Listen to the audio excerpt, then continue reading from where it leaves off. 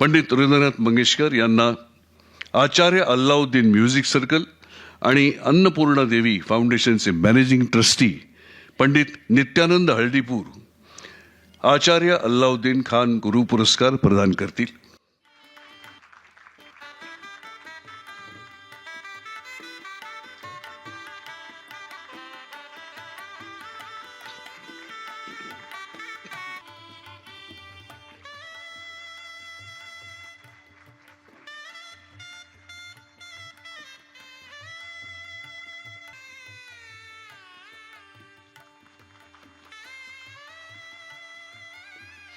धन्यवाद.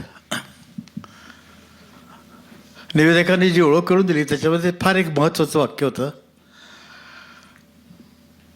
ते वाक्य म्हणजे की मास्टर दीनानाथ मंगेशकर, माई मंगेशकर यांचा मुलगा आणि लता मंगेशकर यांचा भाऊ ही माझी सगळ्यात मोठी ओळख आहे. ह्याच्यापेक्षा मला अन्य दुसरी ओळखही नको आहे. आता जो मला पुरस्कार मिळाला आहे, एक तुम्हाला सांगतो की मी रंगमंचावर कधी खोटं बोलत नाही, असंही बोलत नाही, पण रंगमंचावर बिलकुलच बोलत नाही. हा पुरस्कार मिळण्यासाठी मला पद्मश्री मिळालेली आहे. पुढे मिळू शकेल अनेक ती पुरस्कार.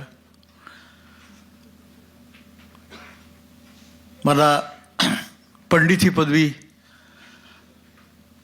पंडित भीमसेनजी जोशी, भारतरत्न भीमसेन जोशी आणि जसराज यांनी रंगमंचावर दिली होती.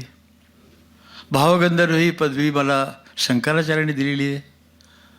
पण सर्व गोष्टींपेक्षा आजची पदवी मला फार महत्त्वाची वाटते किंवा मला ही सर्वश्रेष्ठ वाटते असं म्हटलं तरी ती अतिशयोक्ती नाही आहे. हे अगदी खरं आहे. अगदी ह्याच्यापेक्षा कुठंही मोठाही पुरस्कार मला मिळाला असता तरी मला एवढा आनंद झाला असता जेवढा आजचा पुरस्काराचा आहे.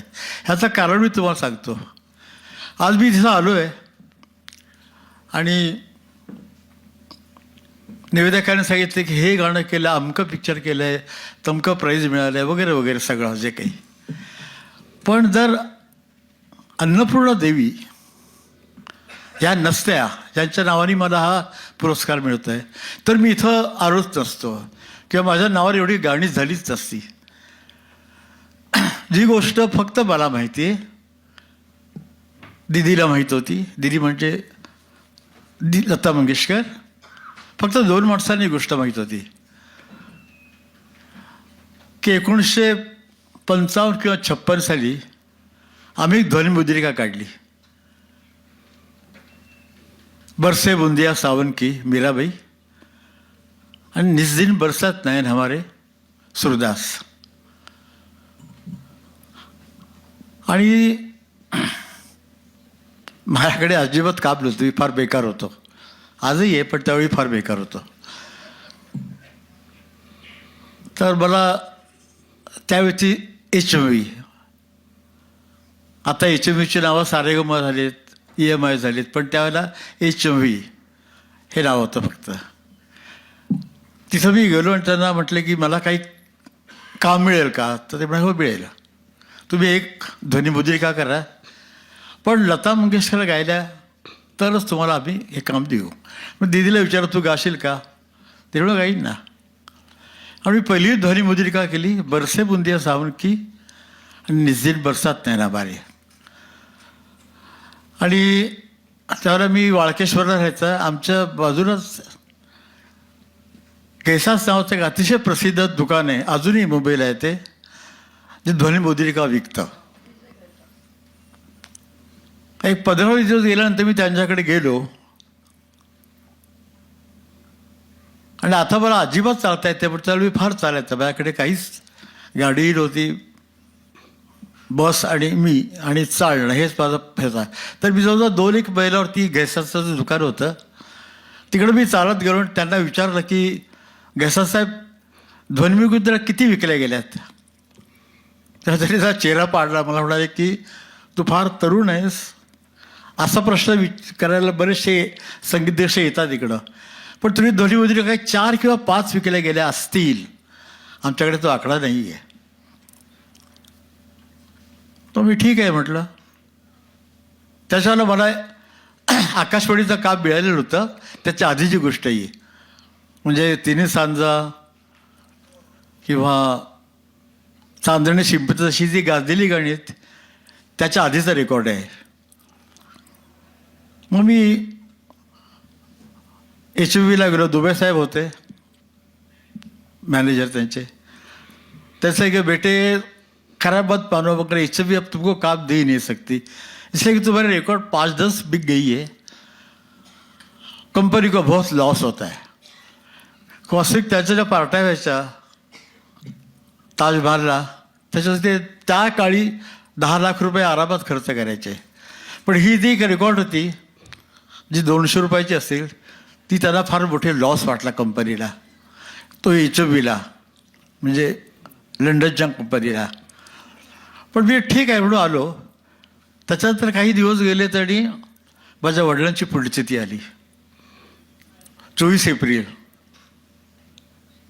दिदीने मला सांगितलं की ह्या वर्षी आपण पंडित रविशंकरजी यांचा कार्यक्रम ठेवायचा.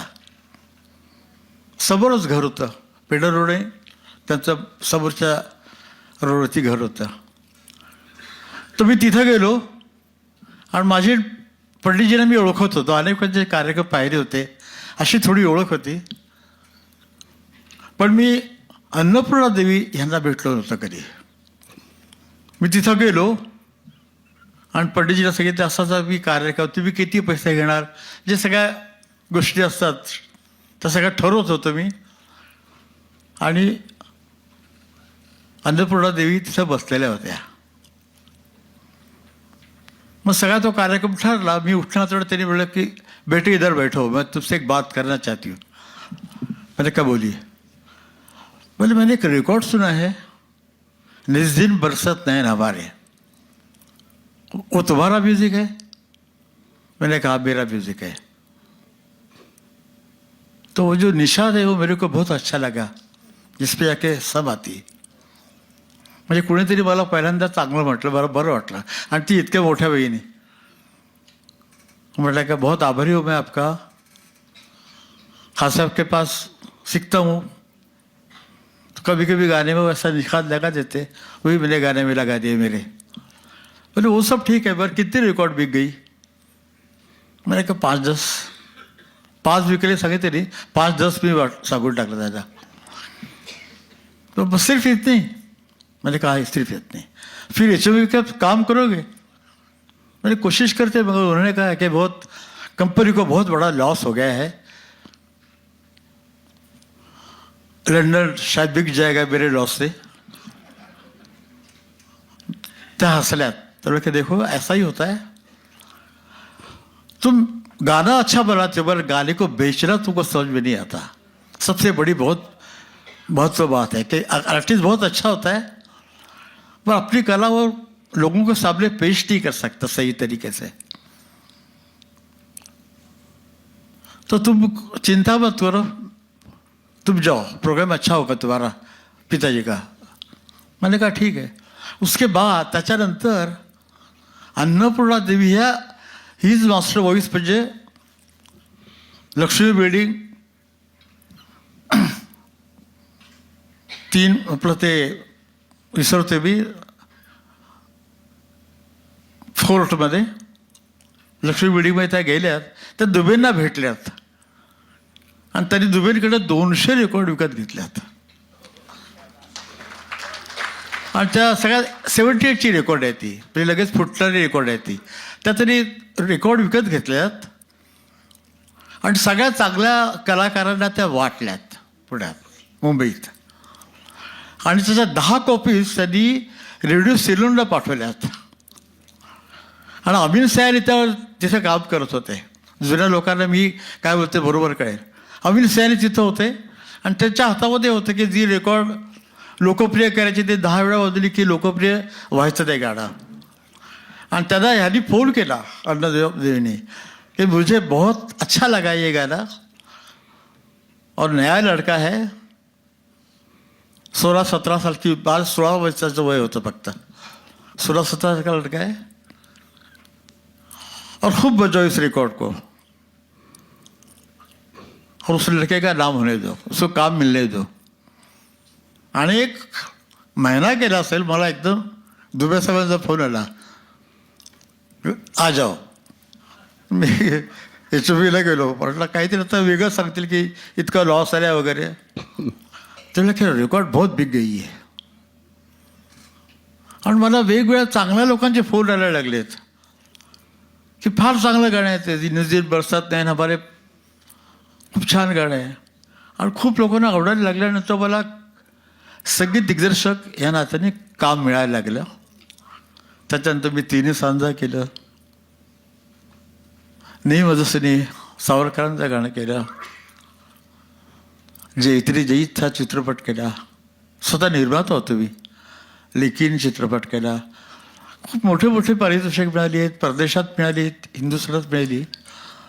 पण हे पारितोषिक सगळ्यात मोठं आहे की ज्या बाईंनी एक लहान मुलाला स्वतः खर्च करून 200 रेकॉर्ड विकत घेऊन त्या लोकांना वाटून रेडिओ सिलेंडरकडे पाठवून मला लोकप्रिय केलं, त्यांच्या नावाचा पुरस्कार हा सगळ्या पुरस्कारांपेक्षा मोठा पुरस्कार आहे. मी या मंडळींचे भरपूर आभार मानतो. एक स्वच्छ सांगतो आपल्याला की मी त्यांना अनेक वेळा भेटलेलो आहे. ह्या लोकांना ती परिस्थिती माहीत असेल का मला माहीत नाही, फार जुनी गोष्ट बोलते मी.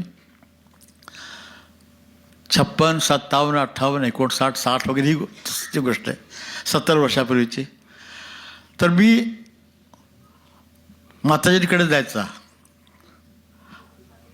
तर तिथं अतिशय हिंदुस्थानाचे दिग्गज वादक ज्यांची नावं फार झाली, ज्यांना पद्मविभूषण मिळालं, काय काय मोठे मोठे पारितोषिक मिळाले, ते सर्व वादक तिकडे बसलेले असायचे आणि माताजी त्यांना शिकवत असायच्या. आणि कधीही त्यांनी कोणाकडनंही एकाना घेतला नाही आणि कधी स्वतःचं नाव सांगितलं नाही, कधी गंडाबंधन करून एक 5,000 रुपये दे असं ते कधी बोलले नाही.